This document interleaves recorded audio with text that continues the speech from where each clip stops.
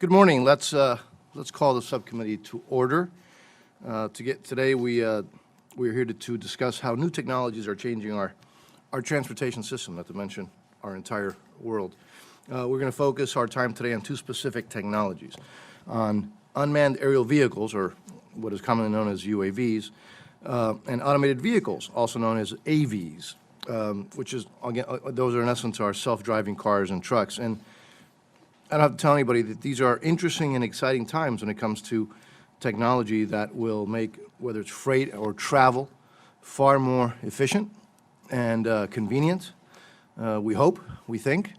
It will clearly change the way we live and the way we work, and frankly, it's hard to imagine what we may be looking at in 10 years, not to mention 20 or 30 years from now. But even more exciting is the potential for a much safer and much more reliable and potentially more efficient transportation system. Last year, there were over 40,000 deaths from auto accidents, and 90% of those were due to human error. By removing this human factor, automated vehicles could theoretically one day save tens of thousands of lives every single year, and it's difficult to imagine what an incredible achievement that would be for our country and for mankind. On the unmanned vehicle aircraft side, I should say, it appears that the future is frankly already here. The promise of drone and that technology is already beginning to transform our day-to-day lives. Together, we need to figure out how to support innovation. How do we make sure that we continue to be on the forefront of innovation in our skies, while also maintaining a world-class safety record? And I know all of us are proud of having the safest airspace on the planet. So, to realize those benefits of these new technologies, we must strike a balance between, obviously, the promotion of innovation, of private innovation, and also of protecting the public interest and the safety of the public. So these potentially disruptive technologies offer a world of new possibilities, but the safety of the American people obviously have to always come first, and that's the balance that we have to deal with. All levels of government are going to play a role in safeguarding the public as these technologies come to market, and there's no doubt that agencies funded by this subcommittee, well, let me put this on silent. I just talked about funding and the phone starts ringing, you see that? It's an amazing thing. It's an amazing thing. So again, obviously agencies funded by this subcommittee will play a very active role in research and regulation of both UAVs and AVs. And in addition to try to understand how these technologies will change the marketplace, the transportation networks, et cetera, we must also understand what is the appropriate role for government, for the different agencies. And so to help explore all of that, we're here today. And so I want to thank the members of the panel, this wonderful panel that I'm frankly really looking forward to hearing from. But with that, let me recognize Mr. Price, the ranking member of the committee, and thank you, Mr. Price. You're recognized. Thank you, Mr. Chairman. I join you in welcoming this distinguished panel of witnesses here today. Look forward to receiving their testimony. This hearing is an important opportunity for us as appropriators to examine emerging technologies in the transportation sector, particularly unmanned aerial systems and automated vehicles. In many respects, these technologies have already arrived, as the chairman stressed. Drones are being used to help farmers inspect crops. Utility companies check their power lines in remote or hard-to-reach areas. Car manufacturers have already rolled out semi-autonomous systems designed to help drivers detect and avoid crashes before they occur. I actually have one on my own vehicle, a remarkable cruise control system, which does it for me when a car slows down in front. As these technologies mature, they have the potential to provide enormous benefits to our transportation network and to society at large by enhancing efficiency and safety. But before this technology becomes ubiquitous, stakeholders from industry, academia, and government will need to grapple with a lot of issues: policy, regulatory, operational concerns.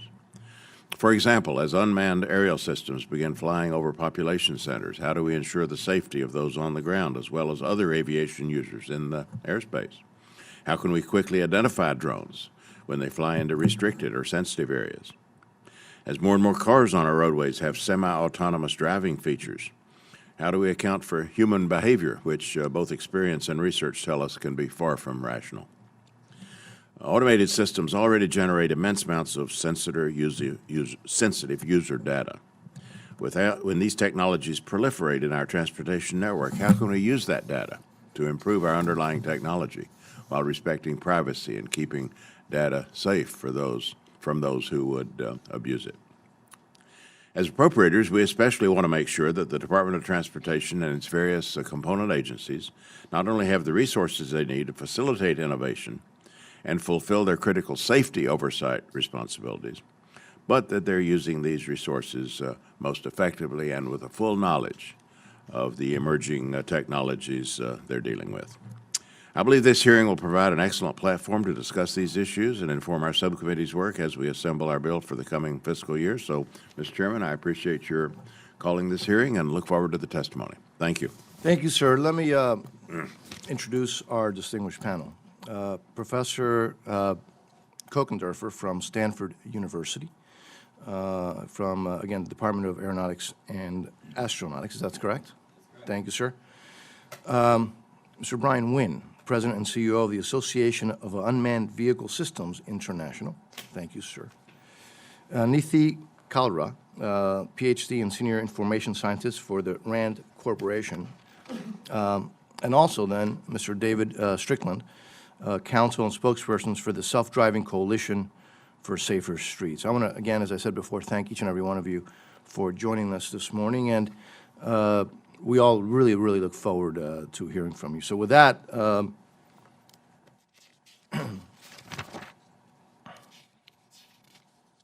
we will today begin with Professor Kochenderfer. Professor, your full written testimony will be included in the record, and with that, we look forward to hearing your 5 minutes. Thank you. Good morning, Chairman Diaz-Balart, Ranking Member Price, and members of the subcommittee. Thank you for the opportunity to discuss the integration of unmanned aircraft systems, or UAS, also commonly called drones, into the airspace. I'm a professor in the Department of Aeronautics and Astronautics at Stanford University and a third-generation pilot. I'm speaking solely for myself. For research over 10 years, it has involved statistical estimation of risk and development of technology for enhancing aviation safety and the safety of other transportation technologies.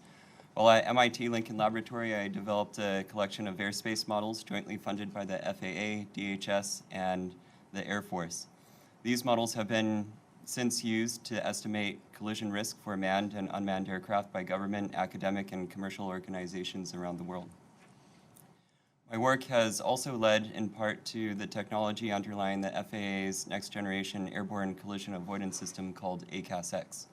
The FAA is developing and flight testing a version for unmanned aircraft. My students at Stanford University have been supporting this effort and the effort of NASA to build a UAS traffic management system, or UTM. I will begin by outlining the motivation for building a system for enabling the safe and efficient operation of drones.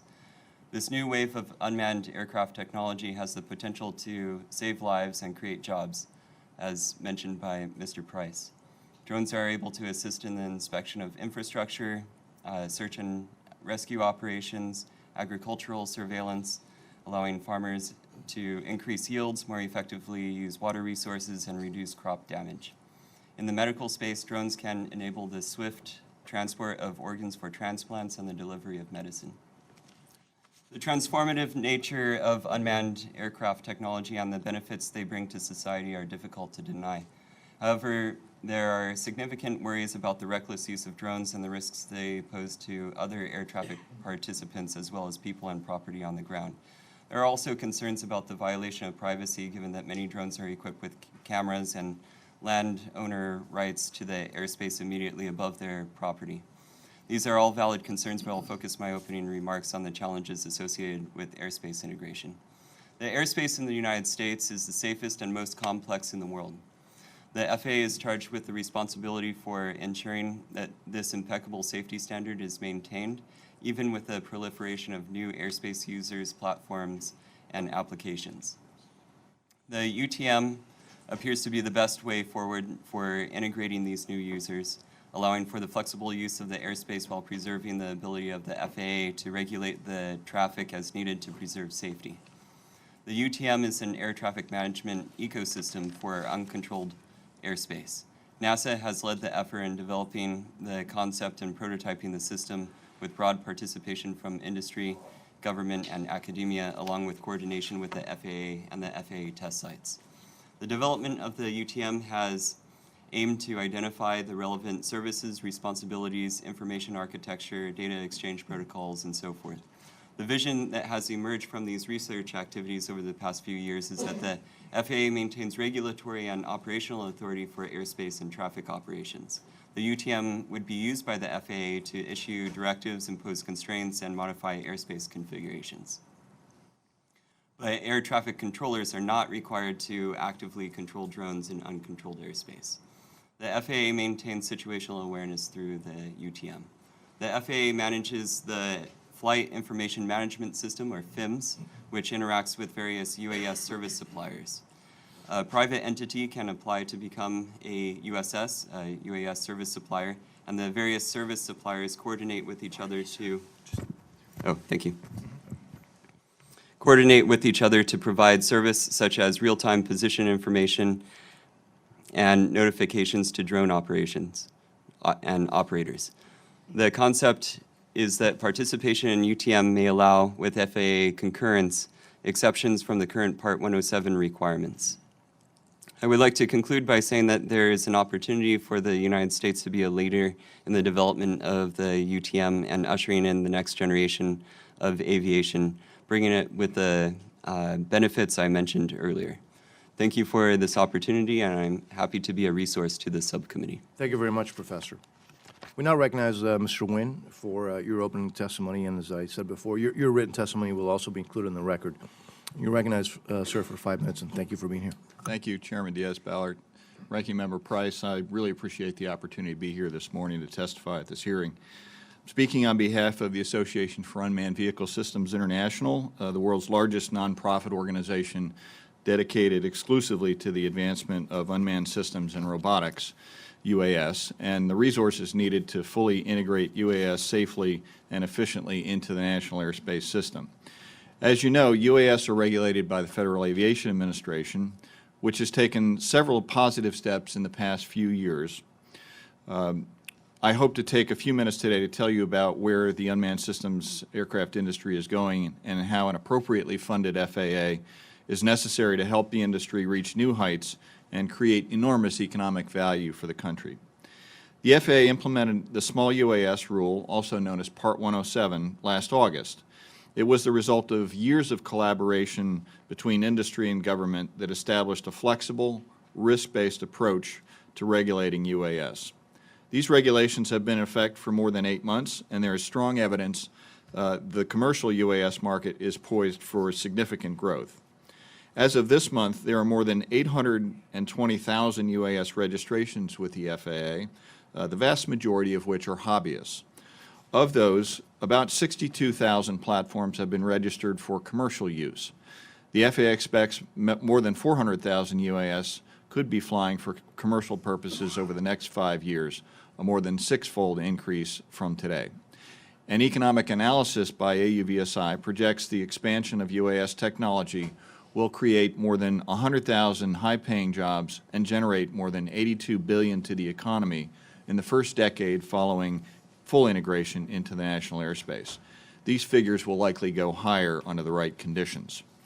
In addition to Part 107, an FAA extension measure was signed into law last year which will advance UAS research, expand commercial operations, and enhance the safety of the national airspace for all aviation systems, manned and unmanned.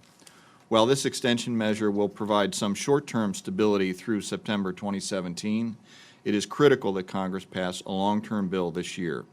A vital prerequisite for advancing UAS is an adequately funded FAA that can meet the employment and staffing needs required for the future, as well as provide the necessary resources to update and automate the FAA's infrastructure to support this new technology. To safely manage the hundreds of thousands of UAS anticipated to operate in American skies, the FAA needs, first and foremost, to automate its UAS processes.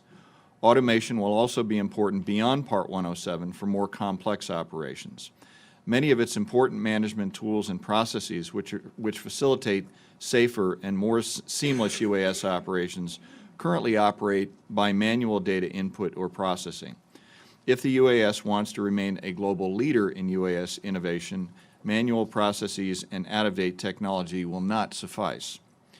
The FAA also needs additional employees who are dedicated to future UAS rulemakings to move us beyond Part 107 and allow for more complex operations. More resources to advance UAS regulations will help enhance the safety and security of the national airspace. We recognize that the recent budget agreement that this Congress passed and President Trump signed into law made some additional investments in the FAA. I'd like to personally thank this committee's leadership for providing resources to expedite UAS integration. It's definitely a step in the right direction. I want to hasten to add that industry is not relying on the FAA and government alone to advance UAS. Industry is currently shouldering much of the R&D costs, finding solutions to make UAS fly higher and farther more safely and efficiently. Industry has also been a close partner with government in advancing a UAS traffic management system, known as UTM, and in developing standards for remotely identifying operators and owners of UAS. The UAS industry is primed for incredible growth, thanks to industry representatives and government regulators nurturing innovation. Vital to these efforts, however, is an FAA that is appropriately funded and empowered to engage meaningfully in the process alongside industry stakeholders. Thank you again for the opportunity this morning. I look forward to answering the committee's questions. Thank you, Mr. Wynne. We now recognize Ms. Kalra for, again, your opening statements, and your full testimony will be submitted to the record. You're recognized. Thank you so much. Chairman Diaz-Balart, Ranking Member Price, and distinguished members of the subcommittee, thank you for the opportunity to testify today on important emerging opportunities and risks created by autonomous vehicles. Now, in the interest of full disclosure, I want to let you know my spouse is the co-founder of a Silicon Valley startup working on autonomous vehicles, though his work has no bearing on my testimony or vice versa. Now, today, first I'd like to talk about safety, and then I'll briefly talk about mobility. Now, as you know, traffic crashes pose a public health crisis in the United States, and autonomous vehicles have the potential to mitigate this crisis. And as a society, we want them to become as safe as possible, as quickly as possible. But they probably won't eliminate all crashes and may introduce new safety risks, particularly in the near term. So please let me describe several challenges that stand in the way of managing the safety risks and realizing the safety potential, and then I'll propose some solutions. The first challenge is that there isn't yet a practical way to prove that autonomous vehicles are safe prior to allowing them on the roads for consumer use. Second, there's no consensus about how safe autonomous vehicles should actually be before they're allowed on the roads. This means we neither know what test autonomous vehicles should have to take, nor what would constitute a passing grade. Now, resolving these questions is urgent because real-world driving experience is actually crucial for improving autonomous vehicle safety. But this presents a third problem. Learning in real-world settings presents risks to early adopters and to other road users. It's a lot like allowing a teenage driver on the road. They may not be good drivers yet, but they need experience to become good drivers. Until then, they pose risks to themselves and to others, which we try to limit with learner's permit restrictions. And we might need similar policies for autonomous vehicles in their teenage years. Now, there's a clear and essential role for sound policymaking, and I'll make 3 recommendations. First, I recommend that we rapidly develop methods of testing autonomous vehicle safety. Second, I recommend that these methods be used to shape a flexible, adaptive regulatory framework that defines what safety thresholds must be met in order to put autonomous vehicles on the road. A lower threshold of safety might be okay for demonstration projects designed to improve autonomous vehicle performance in controlled environments, but a higher threshold of safety would be warranted for widespread consumer use in uncontrolled environments. Such an approach could, for example, be built into the changes that are being considered to exemptions to the federal motor vehicle safety standards. Some autonomous vehicle developers are seeking a potential increase from today's 2,500 vehicles per year to 100,000 vehicles per year. But this is risky, given the difficulty of assessing autonomous vehicle safety prior to widespread deployment. Now, a two-phased approach might help. For example, initially allowing a small number of exemptions, and then, after safety is demonstrated, increasing the cap on exemptions could be a viable path to deploying innovative vehicle designs while also managing risk. Now, such a framework would likely fall under NHTSA's jurisdiction, but NHTSA and federal policymakers should work with industry, state and local policymakers, and the public. NHTSA has already released federal policies for autonomous vehicles, but these don't specify testing methods or performance requirements or yet develop such a framework. They also aren't yet requirements, but industry guidelines for technology development and use. And a regulatory framework like the one I described will take time. So in the interim, I thirdly suggest that pilot studies and data sharing can help manage risk while encouraging technology development. Now, before I conclude, I'd like to briefly talk about mobility. Autonomous vehicles could improve mobility for millions of Americans who are elderly, young, have disabilities, or live in poverty. But policies may be needed to make autonomous vehicles affordable, available, and accessible to these groups. Policymakers can incentivize developers to reach these markets faster than they might otherwise, or integrate them into public transit and paratransit. Policymakers may need to help developers make them accessible, for example, by complying with ADA guidelines and building in diverse payment systems for these technologies. And while the cost of shared autonomous vehicles is expected to be low, policymakers could extend transit and paratransit reduced fares to these technologies. To conclude, we can't forecast the impact that autonomous vehicles will have on transportation safety and mobility in the decades to come, but we can shape that trajectory with well-thought-out policies. Thank you very much. I look forward to your questions. Thank you, Ms. Kalra. I'm sorry, I got that wrong. We now recognize Mr. Strickland, and again, for your opening statement. Your entire testimony will be submitted for the record, but we look forward to your 5-minute testimony as well. Thank you, sir. Thank you, Mr. Chairman, Ranking Member, and members of this august committee.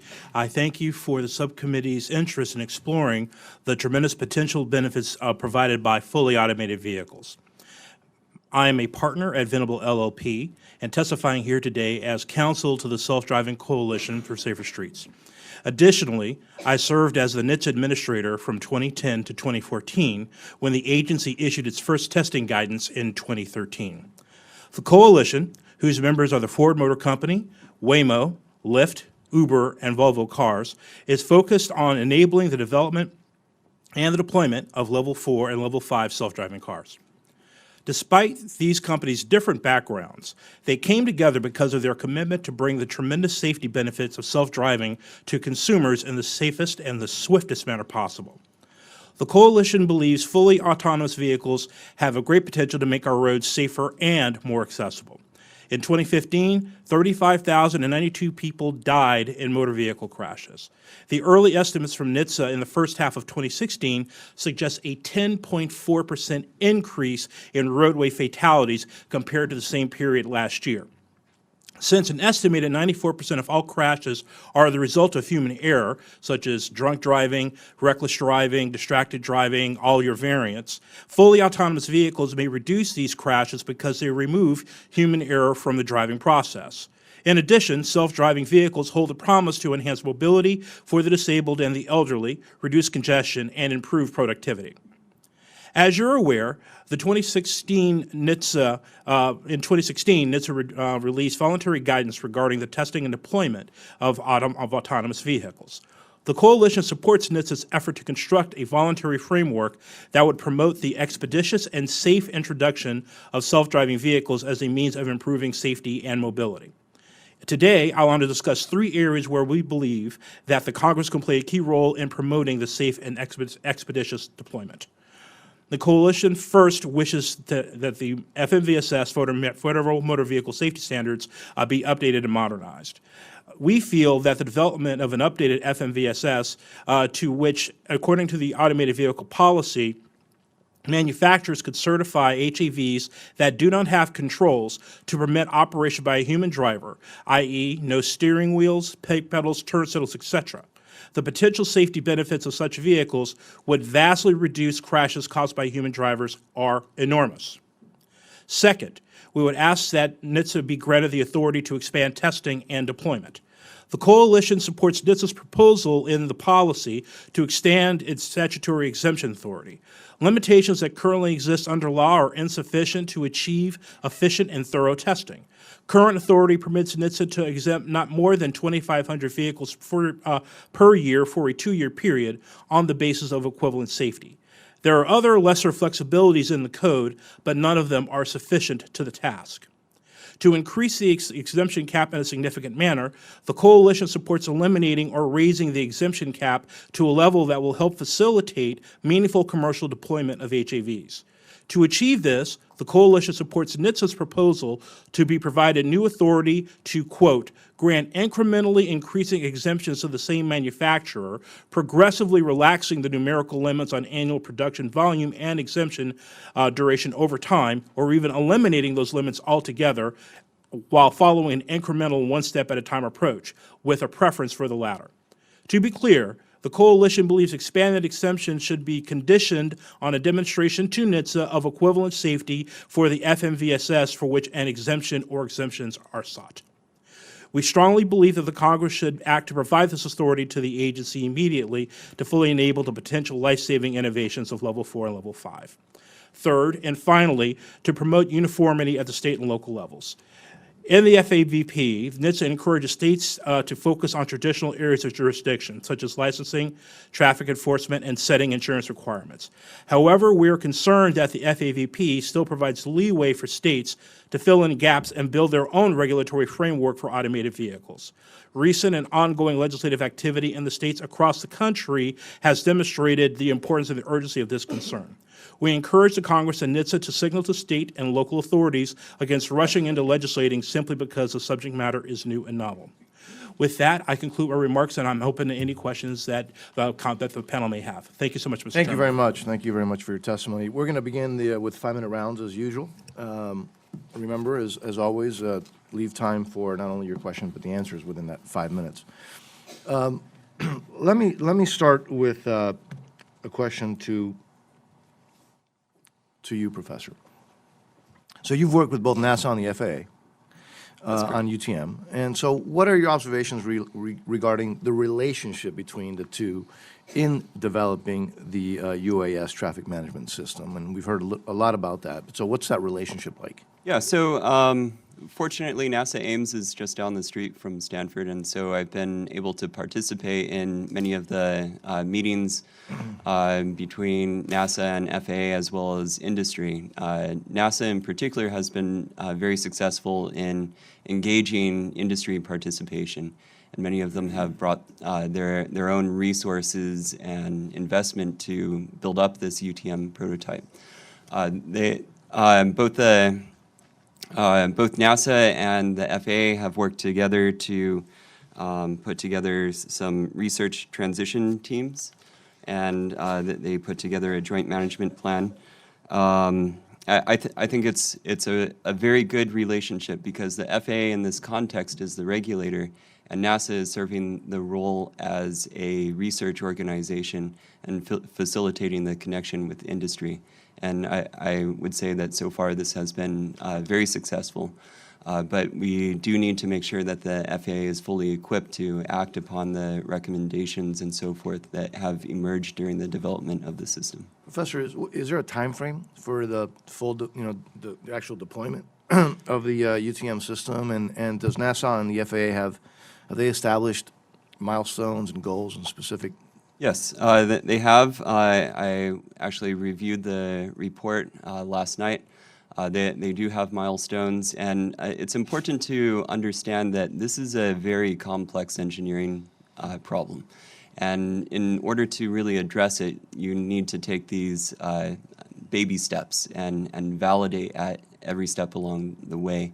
And so they've set appropriate milestones and so forth that will bring us closer to the goal of flexible airspace access. Thank you, Mr. Wynne. Love to hear your comments on how the UTM effort is using public-private partnerships. How is that working? Is it working? I think it is. The concept of operations that the professor laid out in his testimony, I think, are extremely important. The FAA obviously needs to continue its role in managing the airspace. I think increasingly what we're developing and industry is bringing to the table is the ability to potentially offer services that would offload that from the government and make it more widely available, and more importantly, do so very, very quickly and interoperably with the existing air traffic control system. Is there, how can the FAA and industry, for example, how can they cooperate or collaborate on research activities? Because the issue is, it need to be flexible enough, right, to respond to industry changes and challenges. And so, how do you see that happening? Well, this is, I think, a massive change inside of the FAA is they've embraced this technology, recognizing that that we're working on technologies that will scale much faster in unmanned systems, but will also benefit manned systems. So that's a very, very important step forward in mentality. And they also understand that the technology is advancing very quickly. So it's very difficult without the help of industry to understand how to leverage this. But I think that's happening. It's happening from Michael Huerta, the administrator, on down. Great. Mr. Price, I have some time left, but my questions are a little bit longer than that, so I'll go to you now. All right, thank you, Mr. Chairman. Well, let me turn to our AV group and pose some questions that your testimony raises, especially yours, Mr. Strickland, but happy to have either of you chime in. You've referred to the NHTSA initiative here and the kind of guidance that has been offered for about a year now, I think, since that was issued. There have been about 50 bills, I understand, however, introduced in over 12 states affecting autonomous vehicles. Most of them were introduced before the NHTSA guidelines were published. I have imperfect information, incomplete information as to how much has actually been enacted in the state level, much less what kind of range of proposals, how wise they are, how consistent they are, what those look like. I wonder, Mr. Strickland, if you maybe for the record could furnish any inventory you or anyone else has of this. But here I would appreciate either of you characterizing this these rudimentary regulatory efforts at the state level. Presumably, what we don't need is a patchwork of legislation that makes it impossible for these technologies to thrive, or for that matter, for there to be a consistency state to state that achieves the basic objectives of safety and efficiency. So, could you say more about this and the kind of guidance you believe is necessary beyond what NHTSA's done, particularly, of course, the federal role? Mr. Price, your assessment of what's going on in the states is correct. We've seen activity over 50 bills in a number of states, and they're address a variety of number of issues. Some of them that are well within the purview of what the states regulate, such as rules of the road issues, registration, financial responsibility. Those are all appropriate state role. The concerns are that the states may step in and become a non-federal motor vehicle safety regulator, and that's incredibly problematic in terms of the motor vehicle manufacturing market, consistency, and the regulatory patchwork. For us, some of the all the legislation, from our perspective, we don't think is entirely necessary for there to be safe deployment and testing of these vehicles. However, there are some issues that need to be taken care of at the state level. We would encourage the Congress and NHTSA to really try to fill that space. Unfortunately, NHTSA does not have a rule which they can then have the opportunity to preempt any inconsistent federal motor vehicle safety standard or standard out in the states. So it really is going to be incumbent to really use the bully pulpit to really show federal leadership to encourage the states to really focus on those areas which are very necessary and in order for us to have safe deployment.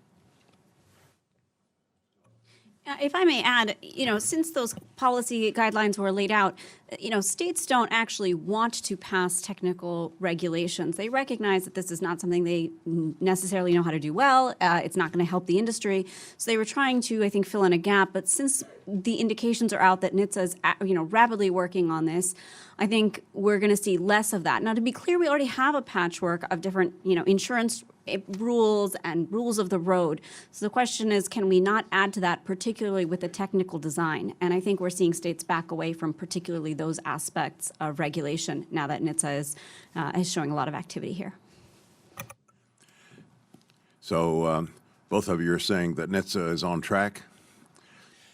Yes, I would say NHTSA at this point in trying to fulfill its leadership role is very much on track, recognizing the limitations of its being able to fill the space with a rule. It just doesn't have the time to do that, and the market is moving so quickly that it is using all of its tools necessary to fill that leadership role, but it does have limitations. I don't know if NHTSA is on track. I don't underestimate the difficulty of the task that NHTSA has, but I do think that there are areas that need serious attention, again, related to how will we know how safe autonomous vehicles are and how safe should they be. Thank you. Thank you, Mr. Chairman. Thank you, sir. Mr. Valdeo. Thank you, Chairman, and I appreciate all of you taking some time to be here today. In addition to unmanned aircraft systems or drones simply being a hobby for many Americans, drones have various business applications in a variety of industries, including agriculture, which is obviously important to me in my district. Accordingly, Congress provided more than $20 million over the requested amount in fiscal year 17 to further support and accelerate the safe integration of drones into national airspace, including funds to support continued development of unmanned traffic management system. Mr. Wynne, why do you think the unmanned traffic management system implementation is so important to the long-term success of the United States drone industry? And in particular, how will it ensure safety, security, and most importantly for a lot of us, privacy? Yes, that's an excellent question, Congressman. I think that UTM first and foremost needs to be viewed on sort of an evolutionary basis. It's that NASA talks to in terms of builds, build 1, build 2, build 3, et cetera, and some of the technologies that are needed to fully implement that system are being developed as we go. So we're speccing those out. Ultimately, what UTM envisions is the ability to do the most complex operations in urban areas in congested airspace. There's a lot of airspace out there that's not being efficiently utilized, and I think it offers tremendous opportunities for us to deliver the massive number of and increasing number of packages under 5 pounds, just as an example, taking a very complex application and moving it forward. And that would take cars off the road. That would take trucks off the road. That would, help us alleviate some of the congestion problems we have, just as one of the externalities that are associated with this. All of these questions of what data is being utilized on the back end of that are being developed as we speak. I think a UTM system would allow us, for example, to segregate certain airspace that drones would naturally just go around. That will be extremely important from both a privacy and a security perspective, as well as safety. So reading even just this morning about a prison in the UK, this sky fence that is being built. I mean, how much is something like this going to play a role into, I don't know if you guys have read this story, a prison. I mean, it's something I guess happens quite a bit where they're always trying to find ways to smuggle in drugs, cell phones and things. And there's some examples in the UK where they're using drones to drop them in over the fence lines. And the first place, I guess, in the world where they're actually installing a sky fence, it should be operational soon. And does something like that play a role in the future of this, especially from the privacy perspective? I mean, how affordable can something like this possibly be if you're trying to protect, let's say, your home or your business from people coming in and invading your privacy, or even the prison system where I represent a lot of prisons too. I mean, is this something that they're looking into as well? Absolutely. The community that I have the good fortune to represent includes tracking, identification, counter solutions as well. Our foundations are fundamentally in the military, and we've been expanding that into the commercial sector and into the civil sector. So the concepts that you were describing, obviously this will not be successful unless we do so, all of this flying safely and responsibly. The kinds of things that you're describing are already against the law, so anything that we can do to help individuals or organizations keep their property safe will obviously be brought to bear as well. And one more question. Dr. Kalra, am I saying that right? Perfect, thanks. In your testimony, you made the point that autonomous vehicles could pose a new and serious crash risk, for example, cyber attacks. Last fall, the Department of Transportation released guidelines for the development of self-driving cars and made cybersecurity part of the 15-point assessment for autonomous vehicles. In your opinion, what role should government regulators play in keeping self-driving cars from hackers? And what more could manufacturers be doing to secure vehicles against such threats? You know, I mean, it's the issue of cybersecurity and autonomous vehicles really can't be understated because these are large cyber-physical systems that, if hacked, could cause serious harm to people and property. The challenge, I think, and the challenge for the role of government is, I mean, part of it is to create the right incentives, but the incentives are already there. I think it's largely a question of best practices being followed in the industry. I mean, you know, cybersecurity can't be sort of shrink-wrapped on top. You can't make a car and then be like, oh, let's, you know, tape it up so no one can get in. It really has to be baked into the very design of the vehicle because the vehicle is not made by one manufacturer. It's made by many, many manufacturers. And so the industry may need to rethink cybersecurity as a supply chain issue as our vehicles become more connected rather than icing on the cake. All right, well, my time's up. Thank you. Thank you, sir. Ms. Clark, you have a question. Thank you, Mr. Chairman and Ranking Member Price, and thank you to the panelists for being here. It's really a breathtaking technology and changes that we're talking about that comes with many challenges. I cannot even picture AVs in Massachusetts, and we do a lot of things well. Driving's not one of them, and the challenges you're going to have with our rotaries and our drivers. But I wanted to talk to you about a challenge that I see coming with automated driverless cars. And I was looking at Census Bureau occupational data. Almost 3% of all working Americans are employed as drivers of some sort. Truck drivers, cab drivers, bus drivers. And in fact, truck driver is the most common job in 29 of our states. In total, 4.4 million Americans age 16 and over earn their living driving a vehicle. So just for a comparison, that is more than 36 times the 121,000 jobs the coal industry has lost since 1985, when that industry's employment peaked. So, Mr. Strickland, do you have a sense of how many of those 4.4 million jobs will be replaced by autonomous vehicles? And what role does the industry have in helping transition Americans to different employment, and what steps are being taken? Well, Ms. Clark, it's an excellent observation about the potential of disruption, and I don't need to tell you about the, transitions in history which have changed employment prospects. This is nothing new for us, but what we can do is think about this prospectively and work in partnership with not only the private sector, but with the government, and sort of think about how we prepare the possibility of this transition and not knowing the exact scale of it. I think that's still to be determined. One thing I just want to note, especially on the commercial drug driving side of the question, right now we're looking at about a shortfall of 50,000 drivers. They are constantly looking and constantly advertising.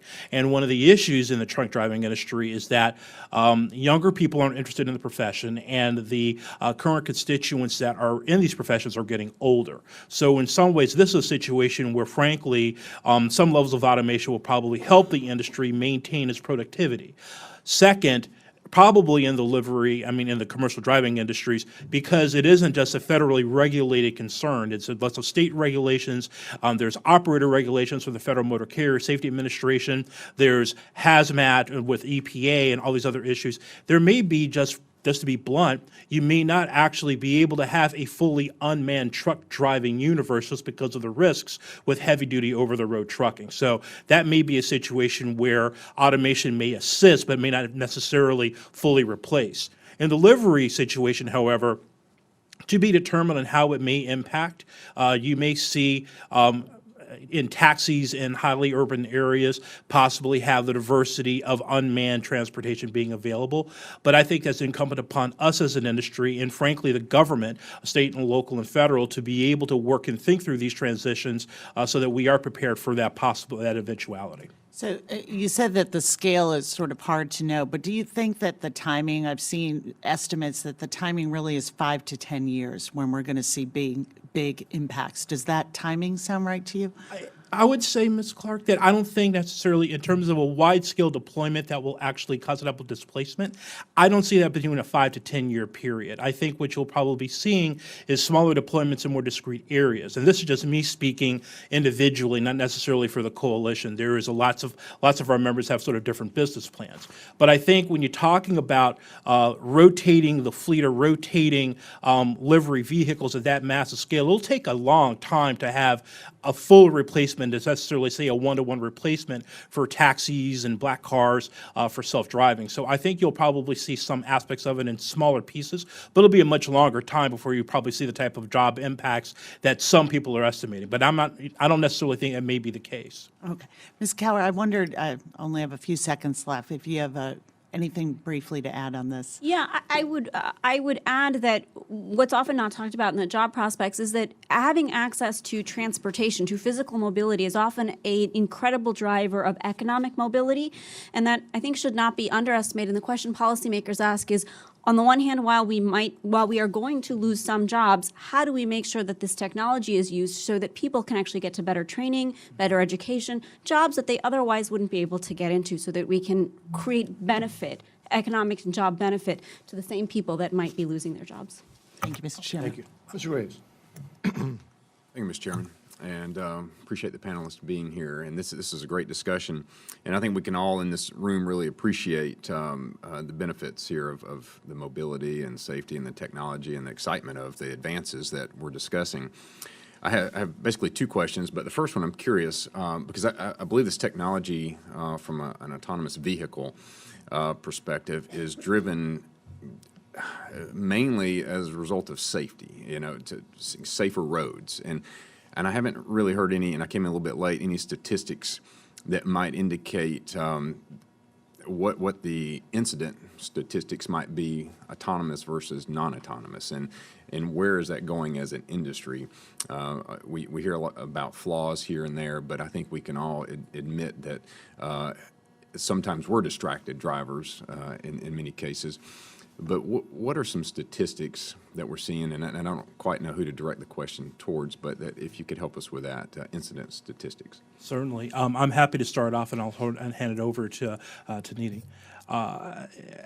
As you know, the federal safety regulator for 4 years, the human tragedy that I had to deal with on an everyday basis is just astounding, and nobody really thinks about it because it's, it is one of our largest, our top 10 killers of our youngest people, period. It has been that way for a very long period of time.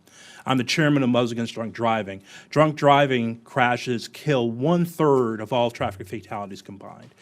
Distraction, the numbers are not as good. In terms of about 3,500 people die because of distracted driving. And the numbers go up because of speed, because of all these issues we're talking about. If you eliminate human error, which is 94% of all crashes have that element in it, you're going to make a huge improvement to safety. In terms of actually having a study of what a self-driving vehicle does in comparison to a regular driver, we don't have hard numbers as to the actual reductions, because that's ultimately going to be a road user data question. But I think from what we see from the technology of the vehicles being able to maintain the driving task, we are assured that we're going to be able to directly drive down human error significantly. And ultimately, we'll be able to know those numbers as we get more testing on road and we see more limited deployments. But bottom line being, sir, is that what we see, and the 2 years of increases that we've seen in traffic fatalities, is that our successes in eliminating bad driving behavior through the behavioral programs, Click It or Ticket or all the drunk driving programs. They've gotten us to a point, but we are going to need this next technological evolution for us to really drive these numbers down to where we're seeing that maybe some time in the future, 30, 40, 50, 60 years from now, people are going to be wondering why we lost so many people to traffic crashes in the first place. I, too, am optimistic about the safety benefits, perhaps not quite as optimistic, though. And let me say two things. One is I caution about the use of the 94% statistic on human errors, because often that's looking at the last line of defense before a crash occurs. And there are many things that lead to a crash. So I absolutely agree that, drunk driving, these kinds of obvious human errors, autonomous vehicles will never make those mistakes. But we have to ask ourselves, what new mistakes would they make? Basically, the fact that humans kind of stink at driving does not mean that a machine necessarily will be better. And so I caution about inferring that we're going to get rid of 94% of crashes. The second part is about statistics. The challenge is that although we have so many tragedies, so many fatalities on our roadways, we also drive an enormous amount. Americans drive 3 trillion miles a year, and that translates to, I'm going to loosely approximate, 1 fatality per 100 million miles driven. And what that means is that, for example, let's say you had a 20% improvement in your fatality rate with autonomous vehicles. So they only have 0.8 fatalities per 100 million miles. To prove that with statistical confidence would require driving 5 billion miles, which is like going to Neptune and back again. And that is way too many miles to drive with a test fleet where you've got trained drivers behind the wheel. It's not going to happen. It's going to take hundreds of years. The thing is, once we get people on the road, that's going to be easy because Americans drive 8 billion miles every single day. So that's the conundrum. How do we determine the safety of the vehicles before we let our friends and our families in them? And I don't have an answer to that, and I think that is an urgent question. Well, thank you, and I know I have just a few seconds, but from what I hear, the purpose of this clearly should be safety, and what I hear is that even where the technology is today, there is an indication that it is possible that autonomous vehicles can provide additional safety measures and prevent incident. We just don't know quite what the number might be. What I'd be interested in the future, Mr. Chairman, might be how do insurance companies factor all of this in, and if would my rates go down as if I had an autonomous vehicle versus my own personal driving, and that might indicate where the safety measures are. Thank you, Mr. Chairman. Thank you, sir. Mr. Aguilar. Thank you, Mr. Chairman. Thank you, Mr. Ranking Member. Dr. Kalra, if we can continue down this safety path discussion with you and Mr. Strickland for a moment. You just said that from a recommendation standpoint, we just don't know enough yet. So when will we know enough from a deployment perspective of whether a fleet of, let's just say, autonomous, rideshare vehicles, when they will be safe enough to be deployed, and what recommendations from a policy perspective do you think we should consider? I think the reality is we will not know before the public starts. I think given the state of the methods we have for testing, we may not know with the certainty we would like how safe these technologies are. We don't have like a crash test dummy, or fuel economy testing standards. We don't have the analogy for this space. What that means to me is that we would want to deploy the technology in ways that manage the risk, even if we can't quantify it. So deploying it in favorable conditions, in well-designed environments with a informed public, informed participants, and doing our very best to make sure that there are things being done in the vehicle and outside the vehicle that address these risks. For example, having vehicles that drive at lower speeds or only in certain conditions where everyone is required to buckle up inside. They have the highest internal and external safety technologies. I think these are methods of managing the risk until we better understand what it is. Mr. Strickland, if we can pick up on this and let me add a component to it. I think from the folks that you represent, they're going to be a little bit more potentially vertically integrated, right? So they're going to be some of the manufacturers as well that can control more things. So when we talk about cyber risks that Mr. Valadeo brought up, which are very real, it's a little easier when you're vertically integrated. If they're designing, they're building, they're doing all this, they're not buying something else and then putting autonomous technology into it. They're developing it themselves and building it from scratch. So can you talk about the safety component, from that lens of kind of vertical integration, as well as when we know a fleet could be ready? Certainly, sir. Safety by design, especially in cybersecurity, and frankly, all of the vehicle systems is a must. You can never think about safety after the fact because, as Ms. Kalra made note, it is a successful pathway. And if you're thinking about vehicle automation specifically, or just cars in general, being a Six Sigma engineering process, making sure that you're 99.9999% sure that the vehicle or the component is going to operate within its tolerances as designed is essential. The ease in terms of whether it's you have a company that's better integrated to do that or not is, frankly, to be blunt, it's not the important issue. The issue is to create the signal for all players in the marketplace that you have to comport and have safety by design. Now, there's going to be some, by some combinations and companies that can do that better because of its organization, but that shouldn't be the driver of how you do it. But to circle back to when we're going to know when the cars are going to be safe enough to be used within some scales. I think a number of the issues that Ms. Kalra brought up I think are very important. But I also want to contrast to the fact of how we think about design and test new systems on vehicles today. Things like adaptive cruise control, I think what the ranking member says he has on his vehicle, or crash imminent braking systems, or electronic stability control. There was no special construct or limited environment for any of these technologies as they were deployed, and they were very, very important. Now, what you had was two things. You had manufacturers and component designers that frankly looked at their own particular risks in terms of deploying new technologies for possible commercial deployment, which is a huge limiter on how much risks are being taken. That's number one. But number two, you have NHTSA, which uses its defect authority, which is whether or not something on a vehicle poses an unreasonable risk to safety.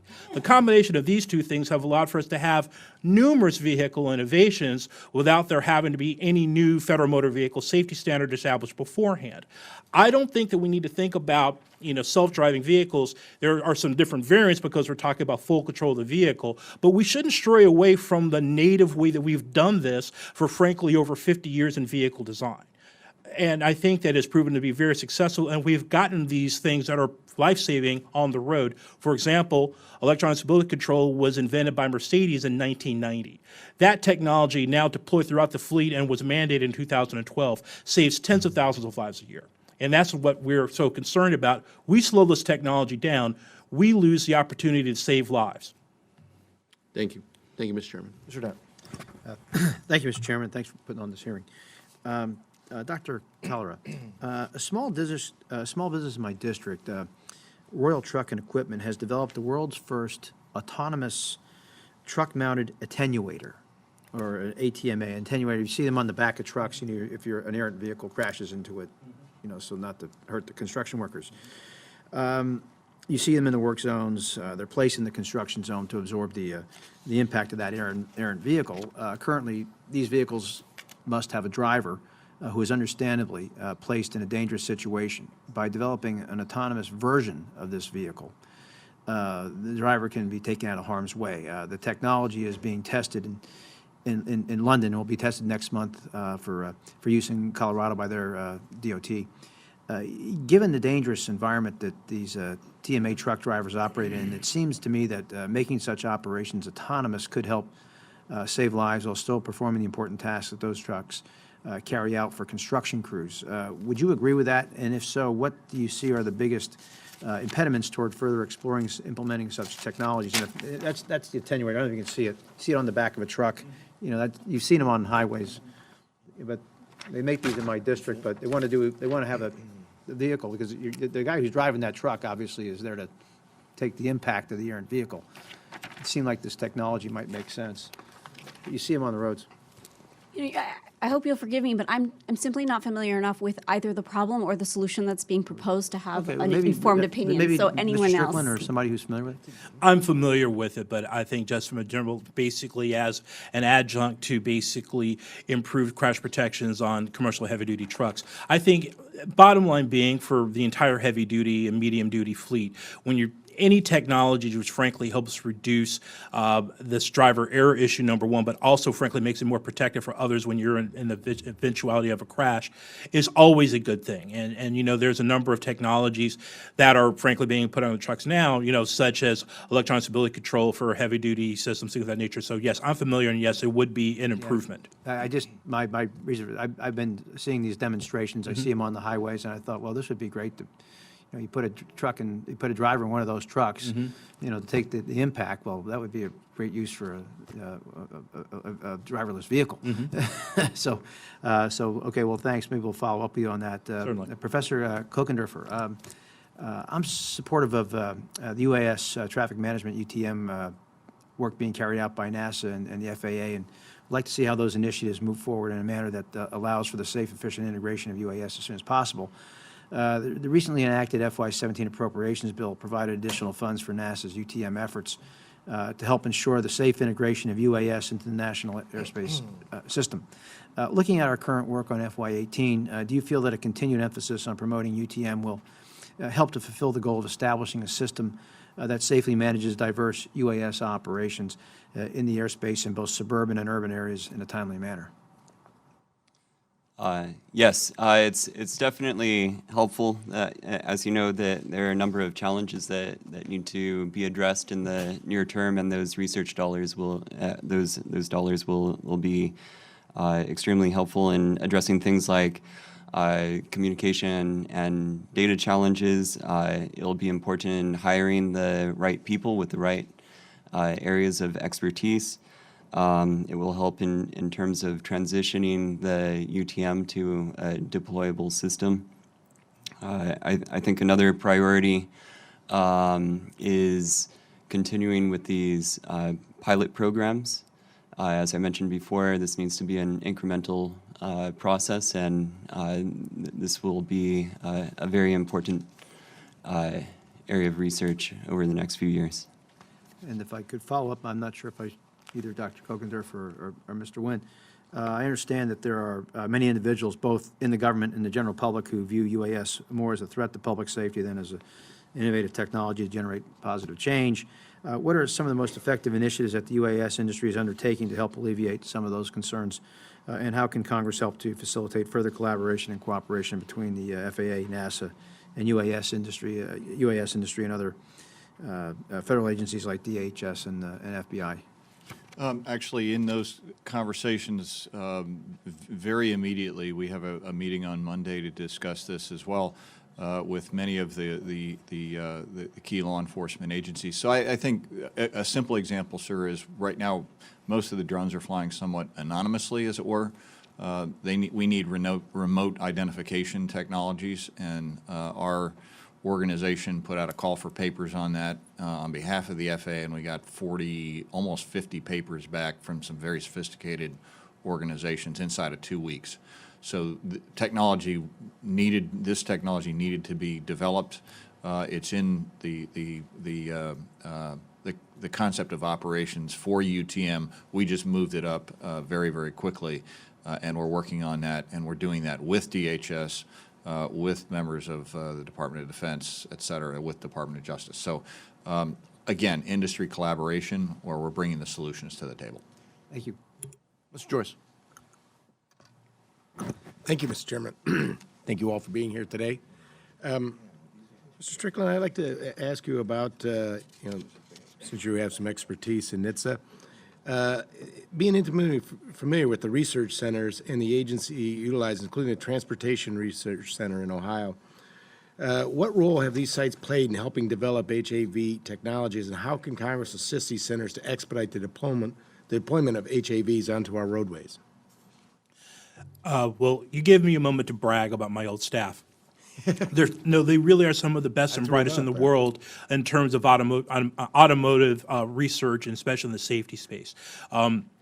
VRTC in East Liberty, Ohio, is a fantastic facility, but I will believe that they would be helpful in deployment if they had more resources to address a number of these issues, specifically their ability for simulation training, simulation testing, I should say, and I think also their work in battery research would be very essential because I think there seems to be a strong nexus with having automated vehicles have a high level of electrification, but it isn't necessarily individually set. You can have a regular internal combustion engine car also be an AV. But I think an important aspect of resources is, frankly, of all the not sexy things, is the counsel's office.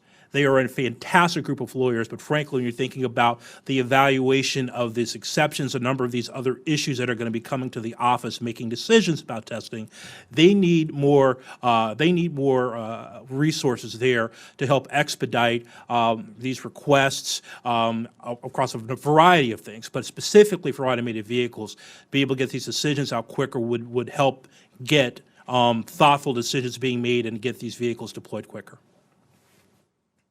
Well, you may not be aware, but the state of Ohio has also recently put in money into that center. I know very well. Okay, since the time you left. So we'd like to continue to see some of the testing done there in efficient ways, and any expertise you could lend to that would be quite helpful. Mr. Joyce, I'd be happy to help any way I can. Great, thank you very much. Nothing further, Mr. Chairman. Mr. Joyce, you're damn good, too. Never misses an opportunity to push for Ohio. Mr. Young. Thank you, Mr. Chairman. This issue goes out to anybody who wants to try to dive into it, and I'd ask my colleagues to think about this as well, as we're talking about within Congress infrastructure and making some serious investments in our infrastructure, roads and bridges. Should we be looking at roads and bridges in a traditional transportation systems in a new way when we're looking at unmanned and autonomous vehicles on it? And if we're entering that new age and new dawn of mobility and traveling and delivery, what considerations or applications should we take into account when we're making those serious investments to ensure that this new age of transportation is fluid, it fits, it's functional, it's safe? Does it run parallel with sensor towers, some kind of grid, a relay system, new materials in the roadways, or what we believe to be as traditional roadways, some kind of positioning system? What should we be looking into as we go forward with this infrastructure bill? What considerations would you be wanting to see possibly included, or in terms of at least as we dip our toe into this new world here?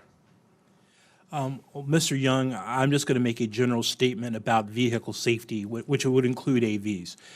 Better infrastructure helps everyone. Better road design helps everyone. For automated vehicles, once again, I'm going to go into the realm of unsexy. You talked about more resources for counsel's office at NHTSA. The real fantastic unsexy for road work, better line paint.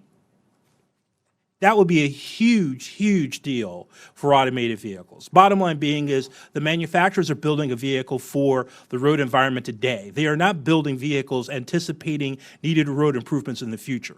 So frankly, the most rudimentary improvements to road safety and road building would frankly benefit not only AVs, would benefit all drivers. The one thing I would suggest, it isn't necessary, but thinking for road efficiency in the future is, better communication between the road and vehicles in the future has shown huge benefits. I know this work that was done by the Department of Transportation and my old agency, it would be hugely beneficial, not necessary for automated vehicles, but I think making those investments in having the infrastructure communicate to vehicles and being able to collect data for better understanding of congestion and how to mitigate it, I think benefits us all. That's the point I kind of wanted to dive into, having the infrastructure communicate to vehicles and what is needed to do that. I don't know, and that's why Mr. we're Young, having this. let me get you back to that on that particular. There's a number of things that could be done, but all the way to basically having right now the National Highway Traffic Safety Administration has a pending proposed rule for having DSRC dedicated short-range communications chipsets being placed in every vehicle so that vehicles can communicate with each other, transmitting safety messages like somebody's run a light, you should slow down, all those other types of things. Ultimately tying the infrastructure, being able to communicate with vehicles so you can let road users know of changes for congestion, being able to warn about hazards, being able to pre-plan or even providing a benefit. You're driving home late at night and there's no oncoming traffic and you're sitting at a red light and nobody's coming. You could actually have the vehicle being communicated to by the road saying, well, since there's nobody coming, we're going to automatically change you to green so you can keep moving. So there's a variety of things that the department is working on, and I could circle back for some of the things that we know internally, but certainly connect you to the folks at NHTSA as well that can give you a longer explanation than that. Thank you. If I could add just briefly, I completely agree with David that basic stuff, lane stripe, better signage, these things will improve safety for absolutely everyone. I think it's too soon to begin investing in vehicle-to-infrastructure communication in a large scale because, I mean, if it's going to take, let's say, 10 years for there to be widespread vehicle-to-infrastructure communication, in 10 years, so much happens in the communication industry. If we think back 10 years ago, we were on, like 2G or something? And even now, there's a debate about whether DSRC is correct or 5G or something else. So it may be, in my view, premature for the public sector to make massive investments in vehicle-to-infrastructure communication. But to monitor it and know that this may be something that's needed in the future, I think may be the right move at this time. Thank you very much, Mr. Chairman. Thank you. Mr. Wynne, a couple things. I mean, I can envision, I think and that's why today has been so interesting. We're potentially looking at a different world. And not in 50 years, but in relatively short order. So does the FAA have the right level of engagement with the industry to ensure that, that this is a public-private partnership, for example? Is the organizational structure appropriate? The FAA's appropriate for the task of integrating UASs? I think so, and they've been evolving very, very quickly. As you know, the UAS Integration Office only became a line of business at the end of last year, I think. So they've been building that process, and now they're getting properly funded. It's difficult, even the question Mr. Young asked about how do you future-proof. UTM in some respects is is a future infrastructure that we're building, but we're building it a piece at a time, as it were, very rapidly. We're iterating very, very rapidly, but there's a vision now for how do we do that. And I would say that if the FAA wasn't able to keep up with that, we'd be in a lot of trouble. And for a while, I think that was the case, but I think they've now gotten caught up, and now they're trying to get ready for that future. And just to add an interesting part between these two, the automated vehicles on the ground and the automated vehicles in the sky, as it were. We have Uber Elevate, which had a meeting three weeks ago out in Dallas, where they have some of the stalwarts of both the electric vehicle community as well as the aviation community coming together to develop this Jetsons vision, as it were, of people being able to dial up a device on their phone that they'd be able to get into and fly from one place to another. And as a 25-year pilot, that got my attention. And honestly, between so that I think is going to continue to push this envelope. But there again, good representatives from the FAA, Wes Ryan from the Small Airplane Directorate was there. They're paying attention. They're looking for how do we support this into the future. But Mr. Wynne, again, so one of the, we tend to think of the FAA, let me go back, as air traffic, as, big airplanes, smaller airplanes going from one airport to another. We're now potentially looking at something totally different. We're looking at, in essence, airspace not only being in the corridors that we're used to, but frankly, over urban areas, over rural areas. And so you think the FAA is the right setup to deal with all of that? Well, again, it's difficult to future-proof, and I think they are trying to. What I've seen from the FAA, Mr. Chairman, is that not only are they bringing some of the best talent into the unmanned office, but I think that they are reaching into every element of every department, every office of the FAA, and it's a very, very large organization, as you know, with many different tasks and many different responsibilities. So I think the communication, there's been a serious effort from the top down to develop collaboration with industry and to communicate throughout the organization and pull resources and quality thinking from all elements of the agency. But by no means have we figured it all out yet. Right, but the concept of, for example, of segregating one of the main aspects and say, okay, this is now something totally different and separate from the FAA, separate from parts of the FAA. Just from what I've heard today, it would seem to me that that would be kind of just the opposite of what we want to hear. I mean, I keep hearing you all talk about integration and communication as opposed to just the opposite. Am I wrong there? Yeah, it's an excellent point. I view it as we've been working on the air side, we've been working for accommodations in the airspace. Eventually, that will start to become integration into the airspace, and then ultimately, the evolutionary part is, how does UTM, how does that interoperable with the ATC? And air traffic control is not standing still either. They're in the process of moving forward with next gen. How do those things move in parallel? These are very, very active discussions right now between the industry and the regulators. Thank you. Mr. Price. Let me just continue in this vein because we're dealing with a mind-bending reality here. I don't know how far along we are toward the day when human-piloted flights are a minority of air traffic, but we're surely going to get there. Is that correct? And that would seem to have profound implications for how we do air traffic control, the kind of areas we're covering with what kind of technology, what kind of techniques, and also the human factors involved here. Major adaptation, retraining required for pilots, controllers. So let me just bring it back to the previous line of discussion with the account, the rather optimistic account, I would say both of you were giving about the UTM development thus far. I think, Professor, you talked about the baby steps that have been taken, but you described it basically an incremental process that you felt was on track. Can you say more about that and about this can't be incremental forever? I mean, there will be points at which we're doing what certainly would now look like radical changes in the way we manage air traffic, airspace, the kind of personnel we deploy with what kinds of training, and for that matter, the implications for pilots as well. Those who are the human beings who are now operating in the airspace. So I'm basically just giving you an opportunity to talk further about this UTM process, any kind of counsel you have as we go forward as to what that should look like.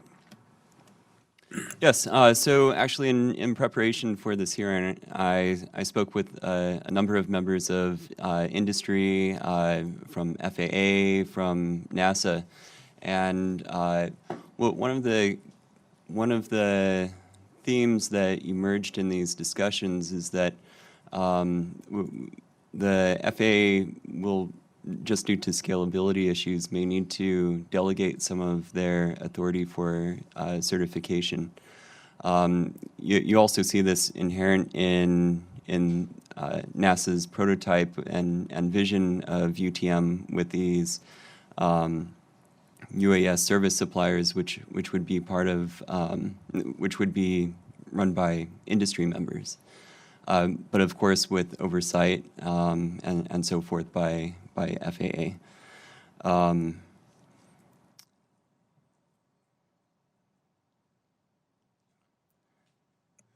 All right. That does elaborate. It's not terribly conclusive in terms of the specifics we might be looking for as we oversee this process and evaluate it. Mr. Wynne, you have anything to add? Well, I'd start with where we are. Where we are today is the FAA has provided us with rules that allow us to fly with very little risk in the airspace, that already improve safety on the ground, that improve our ability actually to look at bridges and do bridge inspections when we get around to addressing the infrastructure challenges that are before us. And there have been some great examples of using a drone to survey a bridge and decide we don't need to spend $20 million on rebuilding that bridge. We just need to handle these particular parts of the roadway that are deficient for a much less amount of money. I say nothing of the people who no longer have to hang from harnesses doing that bridge inspection and other kinds of vertical infrastructure where essentially we're providing people with tools that allow them to do things more safely. To get to more complex operations, we need to work collaboratively with NASA, with the FAA, and build these things in such a way that in stark contrast to the carnage on the ground, we have extremely high safety rates in the air, and we need to maintain those. Clearly, we want to use unmanned systems and automated technologies to improve the safety record on the ground as well. And I think the part that is fascinating to me is that ultimately some of these technologies, like near-field collision technologies or collision avoidance technologies, will scale across these domains. So there's a lot of learning that will be gained from efforts on both sides of this equation. Thank you. My time has expired. Let me just flag, though, for future reference, a related question that if you have thoughts you might supply to the committee. And that has to do with the implications of all this for the Next Gen program. We know that it's integrated. We know that it's implicated. As you well know, Next Gen program is under intense scrutiny from both the appropriators and authorizers up here. So this, for me, and I think for other members, is a relevant issue. Is this being adequately addressed among the myriad of other issues that are on the table? Mr. Depp. Thank you, Mr. Chairman. I just have one question for Mr. Wynne. As this hearing has demonstrated, the committee holds a great deal of interest in supporting efforts that will allow the United States to gain and maintain a lead in the research, development, and eventual integration of UAS. This sentiment is shared by a number of our colleagues on the authorizing side in the transportation infrastructure and also on the science-based technology committees. In light of such broad congressional support for these efforts, do you feel that UAS issues and the FAA's UAS Integration Office are receiving sufficient attention and support from within the FAA? I do. I do, sir, and I appreciate the question. And yes, there has been phenomenal support here on Capitol Hill, and we're grateful for that. And I think with good reason. I think the challenge, of course, is the FAA has an extremely important job to do. This is adding to their burden as well. And as you point out, we need to stay along. In addition to just addressing the potential safety issues if we don't regulate properly, and industry and government are working to make sure that we get those regulations done properly, we will miss a trick or two as an economy if we don't take advantage of this technology. So I think it's worth leaning in, and I appreciate again the leadership of this committee in investing in this particular technology and all unmanned systems technologies. Thank you. Sir. Ms. Clark? Thank you, Mr. Chairman. Mr. Wynne, this drone technology really has the potential to revolutionize the way we move goods, maybe even in our Jetson-like fashion, move people someday. But since coming to Congress, I've worked a lot on technologies and their unintended consequences. The cell phone app that allows a abuser to secretly track their victim, the Twitter game that allowed people to own social media profiles of people that then became a target of harassment, the webcam that can be appropriated remotely by someone else. None of these technologies was invented for nefarious purposes, and yet that is what the result was. And I loved the imagery that you used, Ms. Kalra, of that you can't think about privacy and law enforcement and afterwards and sort of shrink wrap it around a product. So I'm hoping you can share with me what the industry is looking at as far as taking steps to address and work with law enforcement in the development of this technology before its widespread adoption. And specifically, do you see a need to be developed to identify the operator of a drone that is used for a criminal purpose? Are you thinking about putting those sort of protections in? Indeed. I think you've put your finger on an extremely important thing. For me personally, over the last, I think, 8 months, this has been one of my top priorities. Law enforcement, safety, public safety officials generally are, they really want to benefit from this technology. They see tremendous benefits from this technology. To do things as simple as an accident investigation on a busy highway, or firefighters, or search and rescue, et cetera. So the law enforcement community is a great partner for the industry, and we're working with them very, very closely to figure out what are the standards that need to be done, and how do we help them do their jobs, not just with the technology, but in enforcing the laws that might be violated with the technology. Right. And let's be clear, most of the laws pertain to this technology, whether it's specific to this technology or not. So all laws pertaining to privacy also pertain to drones. You can't use a drone any more than you can use a telescope to spy on someone. So I think that's really important. A specific example, tomorrow I'll be up working with the folks that are in charge of law enforcement or safety at the Tappan Zee Bridge project in New York. They're using drones to do that multi-billion-dollar construction project. Very, very important that they be able to do that for safety reasons and for efficiency. But they need to be able to, the law enforcement need to know that those are authorized drones. Right. So I'm not a fan anymore of no drone zones, because we use drones in many different places. But I am a big fan increasingly of authorized drones only. And so that begs the question that you're raising: how do we remotely identify the people that are flying that? AVSI leaned in on the registration process. I personally supported that with former Secretary Fox when he gave the administrator of the FAA the task to get that done inside of about 2 months before Christmas of 2016, and we did it. The FAA did it with the collaboration of industry.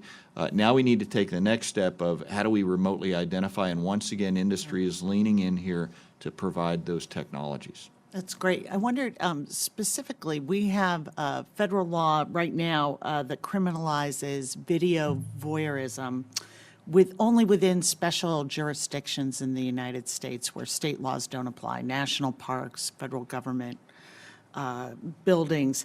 Do you believe we should extend similar technologically neutral criminal statutes to the rest of the United States in anticipation of more widespread drones?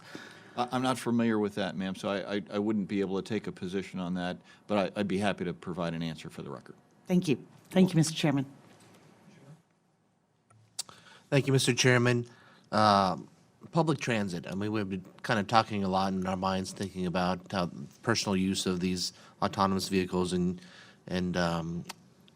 delivery, commercial applications. But public transportation, are you engaging at all with any transit authorities? I know that Des Moines, which is in my district, the Regional Transit Authority is really excited about trying to get engaged on this to do some kind of pilot project, and is working with Department of Transportation on this. How do you see this fitting into public transportation? Oh, well, Mr. Young, once again, I have an interesting intersection in my career. Do tell, David. I know. I am one of the federal voting members for WMATA. So in addition to, so I think about this personally a lot, but frankly, I think that the self-driving industry, in addition to thinking about ways that self-driving can help support the disabled and the elderly, which is a hugely underserved community which relies upon public transit. It's the opportunity for automated vehicles in a variety of types to be, frankly, to be an extension of public transit and help support it. So I think as if we're having last mile solutions as being part of it, being able to have the 36 million people that are disabled and the 20 million of them that are of working age, being able to have solutions that are more tailored in order to be able to get to public transit pipelines. So yes, I think there's a lot of folks that are thinking about this individually, and I know that I've had a number of conversations through APTA and others about how we better work together. But I think you're right. I think once again, as I think that both of us stated earlier, this is the opportunity to think ahead so that we build a system that is thoughtfully integrated so that we can have automated driving, help support public transit, and increase those efficiencies. And do you view this in the context and differently, I would imagine, in between rural transportation needs and urban transportation needs as well? Because I have a very rural district in some areas, and there's some unique transportation needs that are needed there in public transit. That's absolutely right. And I think that's the reason why thinking about, again, last mile issues. I think especially in rural communities, that's a big issue, making public transportation more efficient. One of the keys to it is because the configuration of rural communities, it's really tough to be able to get those efficiencies of scale. Automation could help build those efficiencies because you can have last mile solutions that get to the main trunks for bus lines and et cetera. So I think you're absolutely right, Mr. Young, in thinking about this prospectively, that this isn't just simply an urban solution. I think that automation could be supportive of public transportation and a variety of aspects in our communities across the country, and I think it's a real opportunity for all of us. Mm-hmm. And then you just mentioned on your own, and I was going to touch on this, that the opportunities that this can bring for folks with disabilities and who are kind of homebound sometimes and not able to get out to where they need to be sometimes. Are you taking into account and working with the disability community to make sure that there's access and that there's safety, and confidence in that system too, to allow them to participate in this as well? Mr. Young, actually, we have a number of partners in our coalition that represent folks that are disabled. But more specifically, and Ms. Kalra mentioned this earlier, is that, one of the things when you think about economic opportunity, the one thing that automated vehicles self-driving could do is those 20 million folks that are disabled that have the capability to work but may not have the possibility to do so because of transportation choices. One of the great things that we could look at is having those people being involved in the economy, being able to work because we have solutions for them. So the short answer is yes, we're working very hard with those communities and thinking about making sure vehicles that are being designed in the beginning to support people that are disabled, not thinking about retrofitting vehicles that are already in existence, which is very expensive for those communities, which I know that you're aware of. Well, thank you for engaging with them, because there's a lot of opportunity there in the folks with disabilities, and then just making sure that there's confidence with that community and those people, because something new like this, you think about vulnerabilities in these systems, and anything that you can do to just really keep that pipeline open in communication and alleviate and bring confidence to that system for them would be awesome. Thank you. Yes, sir. Thank you, Mr. Young. Thank you, The Mr. 20 Chairman. seconds that you have, if I may take them. Take them. 18. When 17. some of these projects that we fund are 20 years out, massive transit projects. Are we funding, in essence, the equivalent of the horse and buggy, as opposed to, is there a possibility that some of what you all are looking at could replace those large systems? I don't think you're talking about horse and buggy. I think you're thinking about spoke and wheel. I think that, frankly, public transportation is still necessary in a centerpiece, but I think what you really think about in terms of automation is how we can make those transit systems more efficient, and thinking about, as I said to Mr. Young, how do we have an efficient usage of last mile solutions? And I think that's where automation comes in. Mr. Chairman, do you need any more time? Are you okay? All right, happy. For Mr. Wynne and Mr. Kochenderfer, Mr. Wynne, first, you talked about the registry. We know the importance of training and educational play in the UAS system. The educational component requires for the registry only an acknowledgement of some bullets of safety guidance. I understand that there are 6 UAS test sites throughout the United States meant to collect data to help inform decisions on how to integrate the systems. What role do these test sites provide in developing educational programming for operators? Additionally, is industry playing a role in the development of training for the UAS operators? And if so, how? Are there ways that we can work better with FAA and industry to help on the training and education side? Yeah, that's a very big topic actually right now.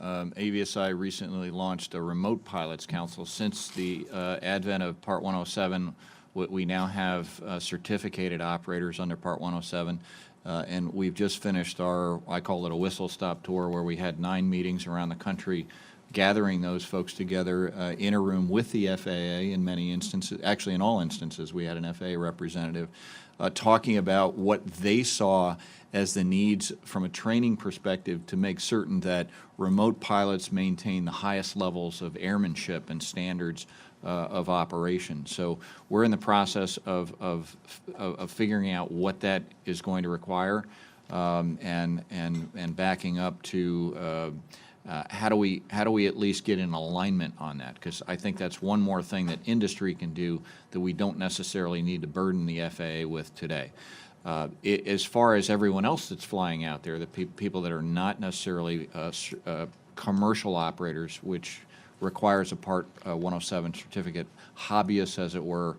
AVSI has been pressing forward with the Academy of Model Aeronautics and the FAA and 100 now plus supporters with our Know Before You Fly campaign, which is information that is increasingly right in the boxes for a device. So if you walk into an electronics store and walk out with a drone to fly, and we love people doing that. You know, people love things that fly.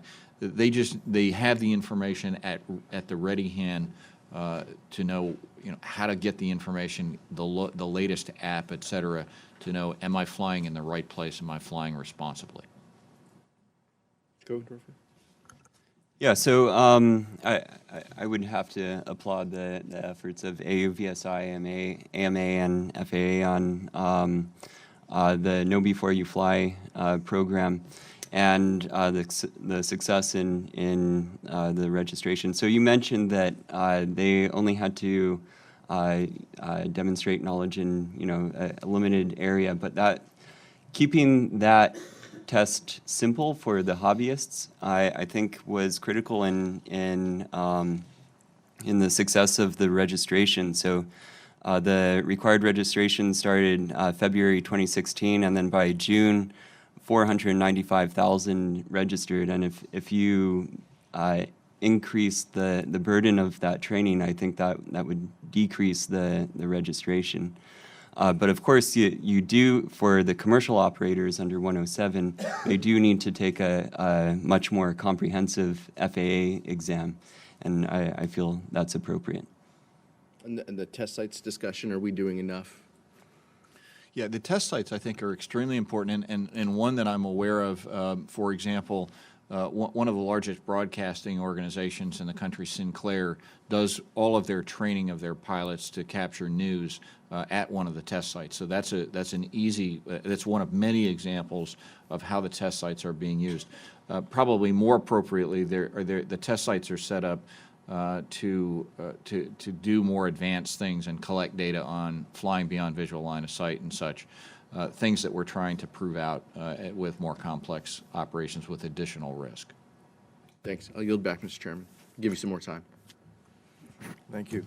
I think we can do one more round, if that's all right, and if you all are willing. Thank you. There's obviously a lot of interest in this committee.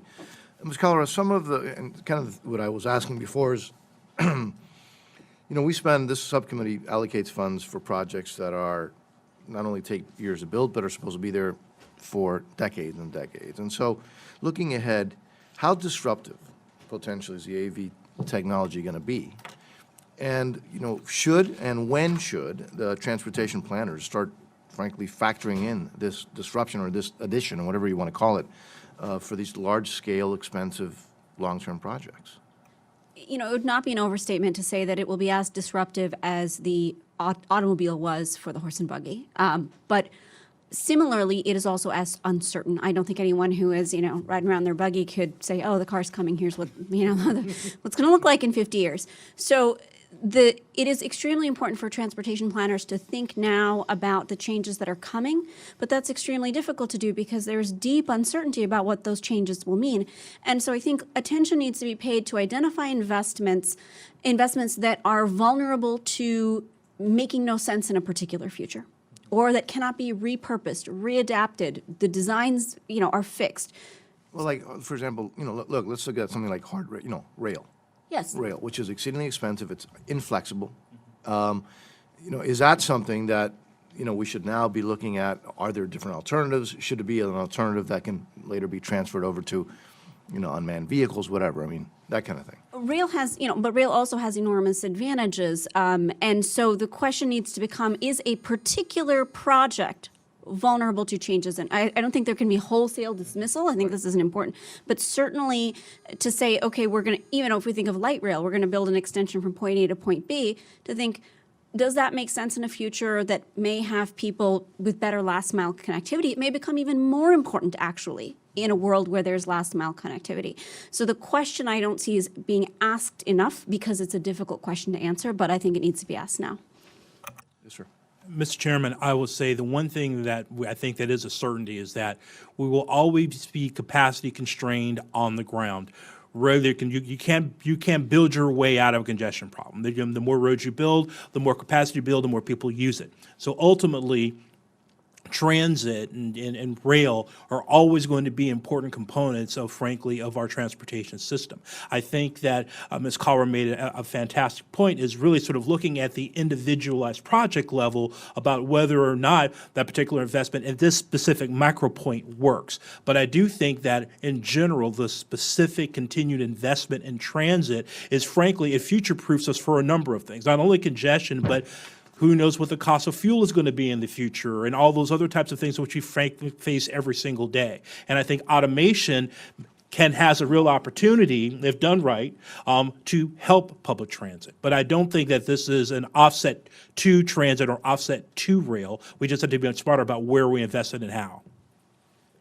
Let me talk a little bit about NHTSA about, it's been on the forefront of helping consumers make, frankly, better decisions, right? Better, whether it's things like seatbelts, that kind of thing. So I don't know who wants to deal with this, on what we should be doing to make sure that drivers understand what their cars either do, and already, I mean, the technology that's already coming, that's already here, it's already coming, and more importantly, maybe what they don't do.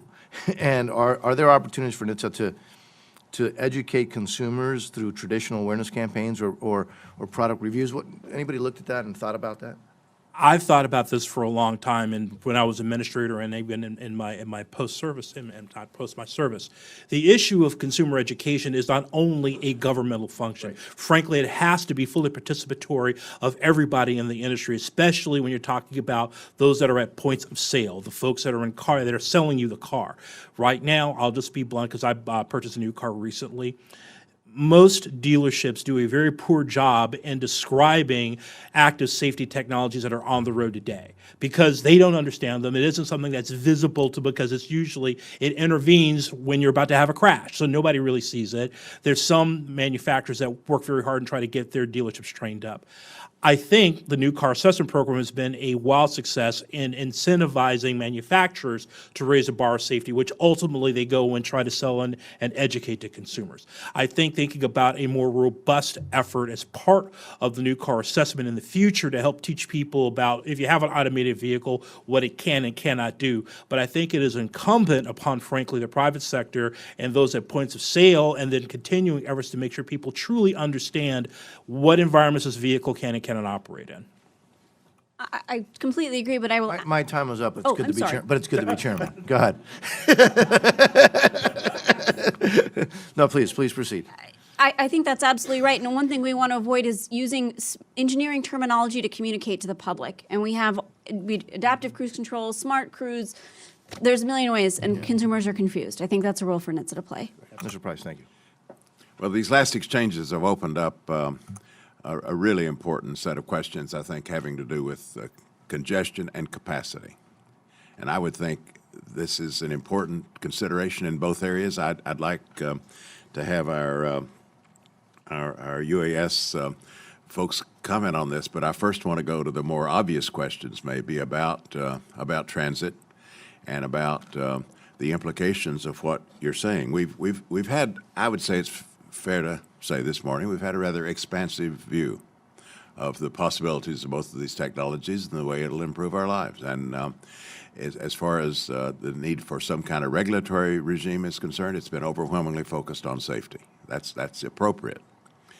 But I would think that collective good questions apply in this area as they do in all areas, and that there are questions about how much of a good thing we can deal with, and what is the capacity, what are the trade-offs in terms of congestion, and how do we deal with that. And I'm especially impressed by what you say, Mr. Strickland, about transit. You know, one can imagine roads just as clogged with autonomous vehicles as they are clogged with ordinary vehicles, and the solution of simply putting on more lanes would be equally probably counterproductive.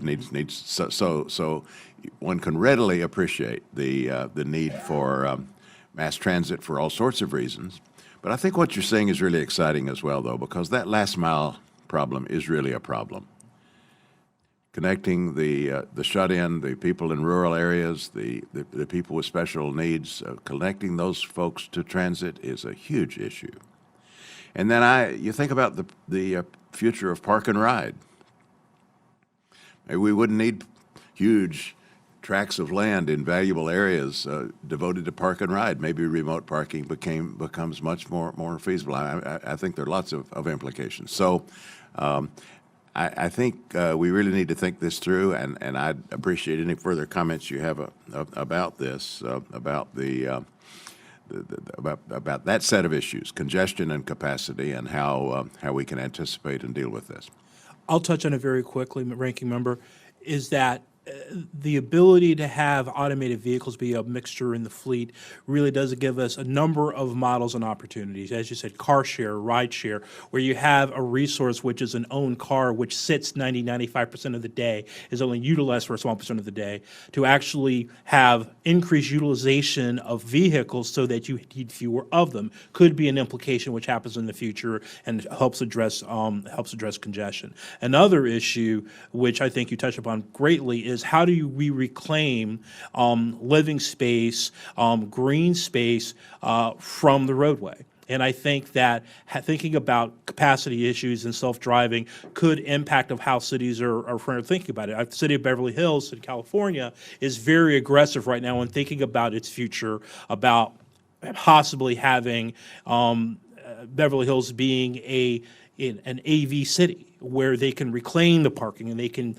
turn it into retail. They can turn that into housing. They can free green space and more pedestrian space. So I think that's very much, the larger, broader thinking, but it does take longer reach thinking as well. I would add that I think for parts of our transit, which we normally think of like large buses, fixed routes, there's an opportunity to reimagine that, because many of the goals of transit include it's public, it is sustainable, it reduces congestion, it reduces air pollution, it's equitable.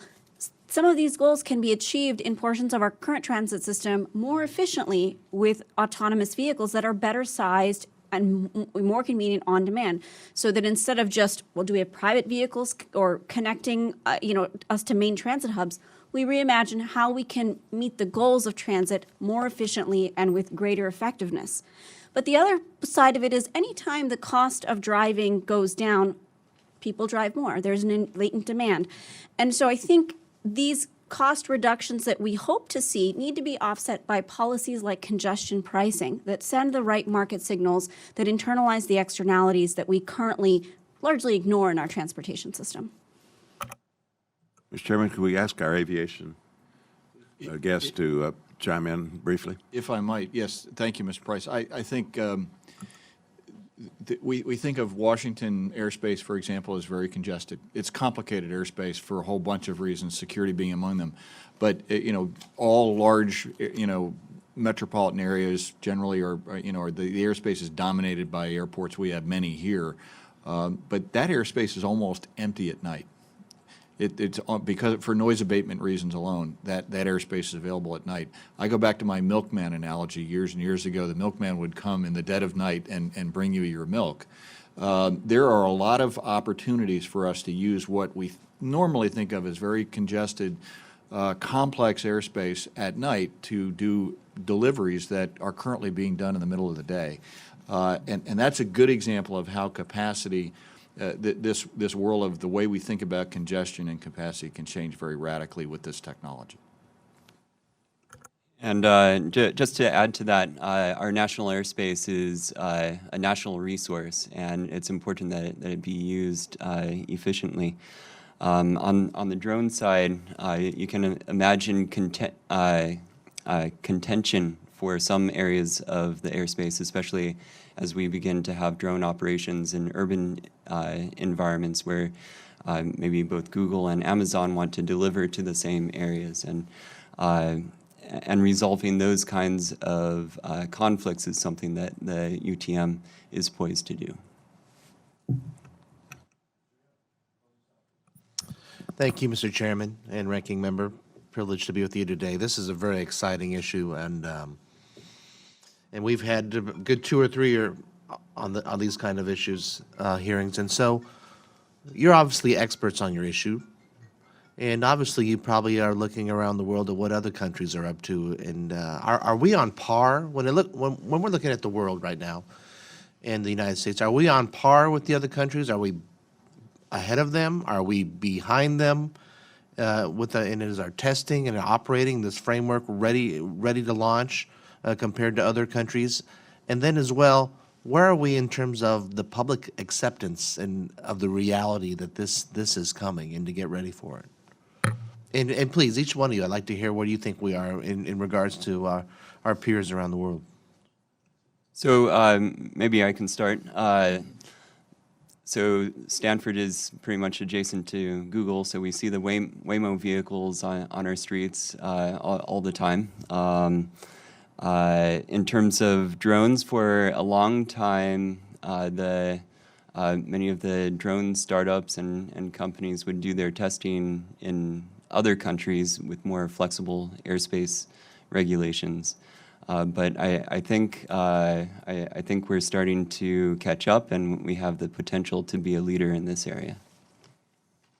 I agree. I think Part 107 was an enormous step forward, and many of our colleagues internationally are paying attention to that. UTM, which we've been discussing today, ICAO has just announced an initiative on UK, that's the International Civil Aviation Organization in Montreal. Again, they're inviting NASA and the FAA to come because many of the member states of ICAO don't want to have to try and figure this out for themselves. And as an industry, we're very much in favor of harmonization around the world. So I think we're in very, very good shape. I think we could easily lose that lead quickly. The advantage that we always have in America, of course, is that we have the largest market. And many of the technologies are going to be pulled through here by the huge number of vertical sectors that are going to use this technology. So I think we have that advantage if we can keep up from a regulatory standpoint. So when you say lose the lead, it's because of the regulatory standards that we've not met yet or aren't out there for us. That's the potential that we worry about. Okay. Please. You know, I think from a technological standpoint, I would argue that we are ahead. I think we have the intellectual and investment powerhouse, you know, whether it's in Silicon Valley or Detroit or really in many parts of our country. I'll leave it to David to speak about what the deployment is happening abroad. But in terms of public acceptance, people are becoming, particularly if you diversify by age, the public is very interested in this technology, and particularly younger people, they don't want to drive. They're looking forward to this technology. Many of them don't know how to drive. I think particularly if the benefits of this technology in terms of safety and convenience are truly realized, I don't really see this as being a problem in the same way that we don't need regulations to encourage people to like buy an iPhone or buy a, other gadget that makes their lives better or more fun. I think this could be one of those technologies where we don't need to encourage the public to adopt it too much. Thank you. Absolutely concur in terms of our technological capacity. I think that as a country, I think we're very much in the lead because of the diversity of manufacturers and Silicon Valley companies. But I literally just got back from Korea yesterday. And I will say that I think that both our AUV folks captured it. We have a technological advantage, but we have regulatory uncertainty, which frankly certain countries don't have, like the People's Republic of China. If they want something to happen, it just happens. And we don't have that flexibility here. So my biggest concern is that we may lose our advantages in terms of development and capacity and technology to, frankly, a country that could just simply just put a rubber stamp and then, it's free open season for any manufacturer that wants to deploy. I think that's probably always been our concern. Consumer acceptance. I think, once again, talking back to the chairman's question about what can be done to help support and help consumer acceptance, people are very interested in the technology, but I do think there are questions because people have concerns about automation and they have a greater sense of their own ability to drive. I'm a great driver, everybody else stinks. And that's a problem. And I think ultimately for us to be able to encourage people to use and try the technology is going to be a long-range effort. It's going to take lots of effort to make sure that we get this done right. Thank you for educating us, and thank you for helping us navigate our way to this new world. And so, Mr. Chairman and Ranking Member, thank you very much for the opportunity. I think that Mr. Young closed it out marvelously well. Thank you all very much. This has been exceedingly interesting. Thank you very much.